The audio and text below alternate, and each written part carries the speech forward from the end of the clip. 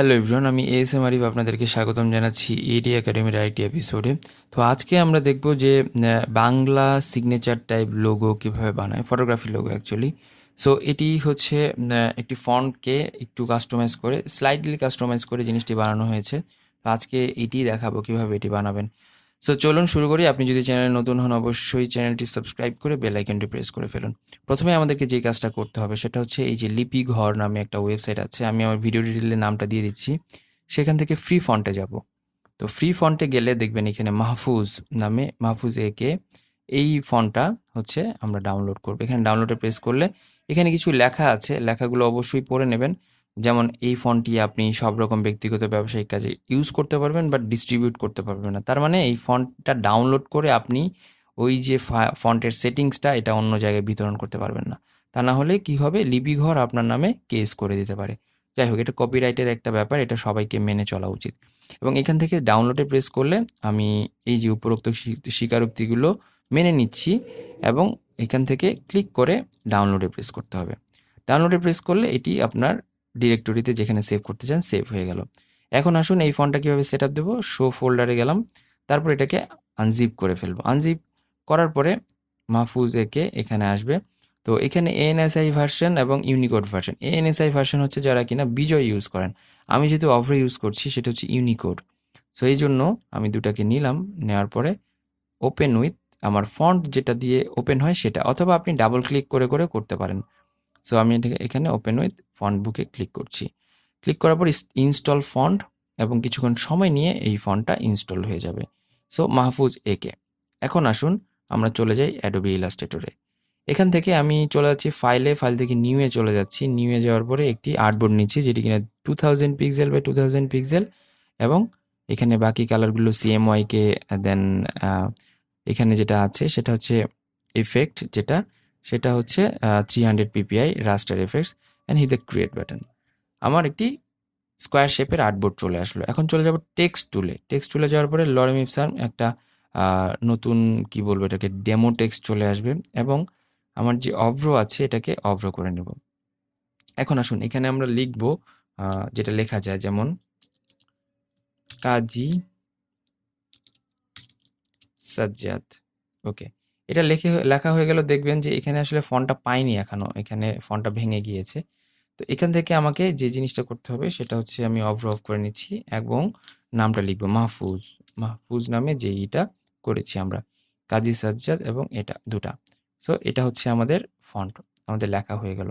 এখন আসুন নিচে আমরা একটা দাগ দিয়েছিলাম, দাগটা কিভাবে দিব, এটা হচ্ছে আকার। ধরুন সরেয়া লিখলাম। ওকে, আগে আপনাকে অভ্রটা অন করে নিতে হবে এবং সরেয়া লিখতে হবে। ওকে, সরেয়া লিখলাম। আরেকটা কাজ করতে পারেন, ধরে আই প্রেস করলে এটা আপনার ওই ফন্ট সাইজের সমান হয়ে যাবে। যাই হোক, এখন আসুন রাইট প্রেস করছি, এটাকে ক্রিয়েট আউটলাইন করছি। আউটলাইন করার কারণটা হচ্ছে আমরা এই যে এই অংশটুকু, বাড়তি অংশটুকু, এটা আমরা ইউজ করবো আন্ডারলাইন হিসাবে। আর একটু বড় হতে পারে। Okay fine. এখন আসুন রাইট প্রেস এবং আনগ্রুপ করে ফেলছি। আনগ্রুপ করার পরে দেখবেন এখানে আরেকটু জুম করলে এ প্রেস করতে পারেন, অথবা কন্ট্রোলার কমান্ড ওয়াই প্রেস করতে পারেন, তাহলে আপনার পয়েন্টগুলো চোখে পড়বে। দেখুন এই পয়েন্টটাকে আমরা একবার প্রেস করে এটাকে ধরে এইখানকার একটা পয়েন্টে নিয়ে আসছি।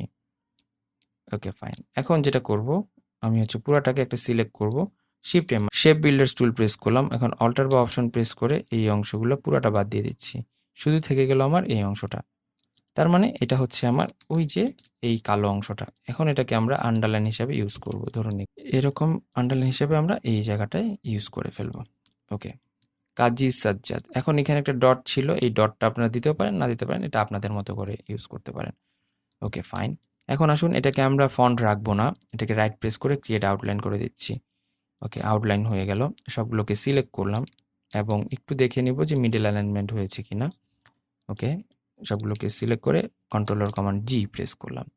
এখন আসুন যে আমরা একটা রেক্ট্যাঙ্গেল আঁকবো, যেহেতু এটি একটু চওড়া হয়েছে সেই ক্ষেত্রে আমরা রেক্ট্যাঙ্গেলটি এভাবে নিয়ে নিচ্ছি এবং এটাকে কি করব, আমরা ফিল কালার অফ করে দিচ্ছি এবং স্ট্রোক কালারে একটা কালার দিচ্ছি, এবং স্ট্রোক থিকনেস যদি করি 5-6 মতো করতে পারি। ওকে,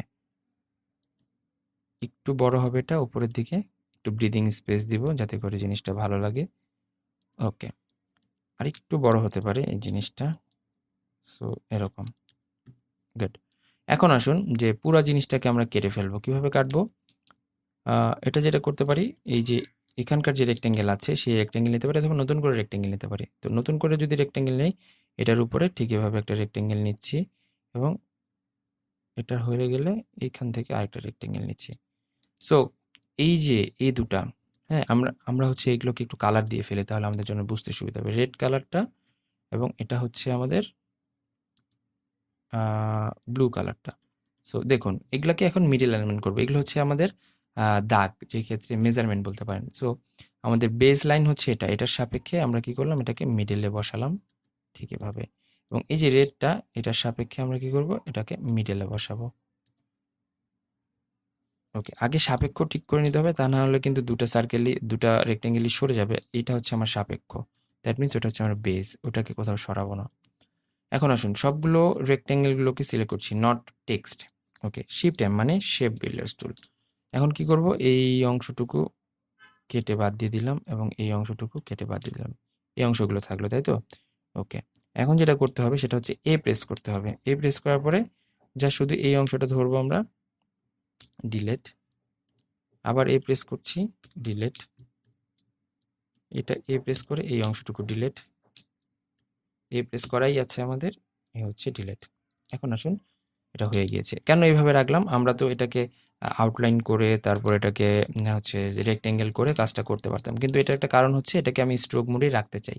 স্ট্রোক মোডে রাখলে যেটা হবে সেটাকে আমরা পরে ইউনিফর্ম করে ফেলতে পারবো। ইউনিফর্ম জিনিসটা কি, ধরুন এই টেক্সটার হচ্ছে এই যে প্রান্তগুলো কিন্তু হচ্ছে আপনার কি বলবো, কেটে দেওয়া হয়েছে, বাট এটাকে যদি আমি শার্প রাখতে চাই, সেখানে গিয়ে ইউনিফর্ম করে দিচ্ছি, দেখুন শার্প হয়ে গিয়েছে।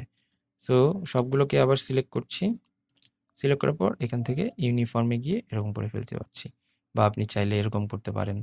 তো যেটা আপনার মন চায়, ঠিক আছে? এখন এভাবে রাখতে পারেন, অথবা এখানে আরও কিছু মোড আছে, যেমন এটা হতে পারে। সো এটা টোটালি আপ টু ইউ, আপনি কিভাবে রাখবেন এটা টোটালি ডিপেন্ড করছে আপনার উপর। এখন আসুন এই অংশটুকু কাজ শেষ। এখন আমরা এই যে কাজী কথাটা, এই কথাটাকে একটু উপরের দিকে নিয়ে যাচ্ছি। এখন আমরা একটা ইংলিশ টেক্সট বা ইংলিশ একটা অ্যালফাবেট দিয়ে ফটোগ্রাফি কথাটা লিখব। তো এখানে আমরা যেটা করব সেটা হচ্ছে নেক্সা, নেক্সা বোল্ড নামে ফন্টটা নিচ্ছি এবং এটার ফন্ট সাইজ কমিয়ে ধরুন 48 এর মতো করে ফেলছি এবং এখান থেকে অল ক্যাপস করে দিচ্ছি ক্যারেক্টার থেকে এবং এখানে লিখব। তো ফটোগ্রাফি কথাটা লেখা হয়ে গেলে ক্যারেক্টারে যাচ্ছি, আবার এখান থেকে গ্যাপ বিটুইন টু লেটার্স একটু বাড়িয়ে 300 মতো করে দিচ্ছি এবং এটাকে ঠিক মিডল অ্যালাইনমেন্ট করে দিচ্ছি। এখন সবগুলো মিডল অ্যালাইনমেন্ট হয়েছে কিনা একটু চেক করে নিই, বিশেষ করে এই 3টা জিনিস চেক করে দেখি। হ্যাঁ, ঠিক আছে, গ্রুপ করে ফেললাম এবং এইগুলোকে আগে গ্রুপ করে তারপর এটার সাথে অ্যালাইন করব। ওকে, দেখুন হয়ে গিয়েছে। এখন এটাকে একটু পাশে রাখছি, এখানে আমরা কিছু ডেকোরেশন করব। এটা আসলে আমাদের মেইন এআই ফাইল। এই এআই ফাইল থেকে আমরা সব কাজ করতে পারি, অথবা আমাদের এই আর্টবোর্ডটাই হচ্ছে আমাদের এআই এর ব্যাপারটা, এবং এখান থেকে আমরা বাকি কাজগুলো করব। তো বাকি কাজগুলো এটা ডেকোরেশন করতে পারি, যেমন ধরুন যে এটা যেভাবে ডেকোরেশন করেছি, ডেকোরেশন করা খুবই সহজ। আমরা এই আর্টবোর্ডটাকে একটু কপি করব, কন্ট্রোলার কমান্ড প্রেস করে, শিফট প্রেস করে কপি করে ফেললাম। ওকে, এখন এই পুরো জিনিসটাকে আমরা কি করব, আউটলাইন করব। অবজেক্টে যাচ্ছি, এখানে এক্সপান্ড দ্য অ্যাপিয়ারেন্সেস, এবং সবগুলো আমাদের এখন আনগ্রুপ করে করে আমরা যেটা করতে পারি, আনগ্রুপ করে ফেলছি এবং অবজেক্টে যাচ্ছি, এক্সপান্ড করে দিচ্ছি এবং ফিল করে অবজেক্ট করে দিচ্ছি। তার মানে এখন এটা কোনো ফন্ট থাকছে না, বা এটা হচ্ছে কোনো স্ট্রোক থাকছে না, পুরোটাই হচ্ছে আপনার একটা ভেক্টরে পরিণত হয়েছে। কেন করলাম এটা? এটার একটা কারণ হচ্ছে যে এটার কালারটা আমরা চেঞ্জ করব। এটাকে একটা গ্রুপ করে ফেলছি। তারপর ফাইলে যাব, ফাইল থেকে হচ্ছে প্লেসে চলে যাব। প্লেসে গিয়ে যে কটন ব্যাপারটা ছিল, কটন জিনিসটা আমরা নামিয়ে নিয়ে আসছি।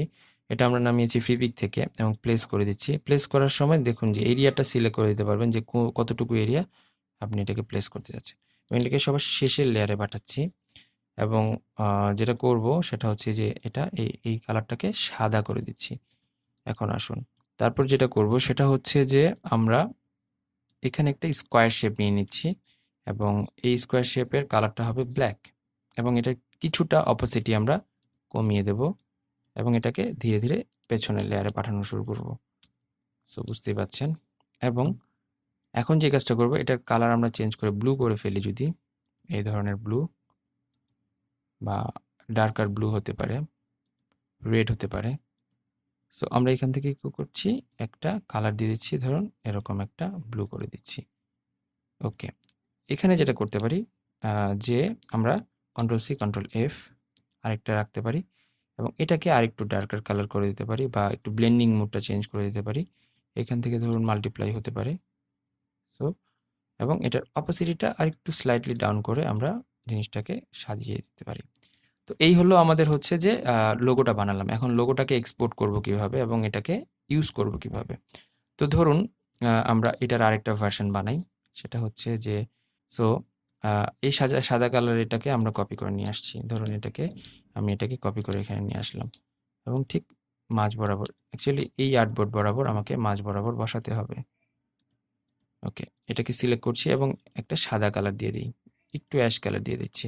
এটাকে ধরুন আমরা এক্সপোর্ট করব এবং এটাকে আমরা কোনো ফটোগ্রাফির উপরে ইউজ করব। কিভাবে করব, রাইট প্রেস করে এখানে এক্সপোর্ট সিলেকশন, এই সিলেকশনটা এটাকে আমরা 300 পিপি এর একটা রেজুলেশন দিচ্ছি এবং তারপরে এক্সপোর্ট দ্য এসেট। তার আগে আমরা দেখে নেব কোথায় এটাকে আমরা সেভ করব। ধরুন আমি একটা ডিরেক্টরি ধরুন এখানে করে রেখেছি, এখানে চুজ করলাম, চুজ করার পর এক্সপোর্ট দ্য এসেট।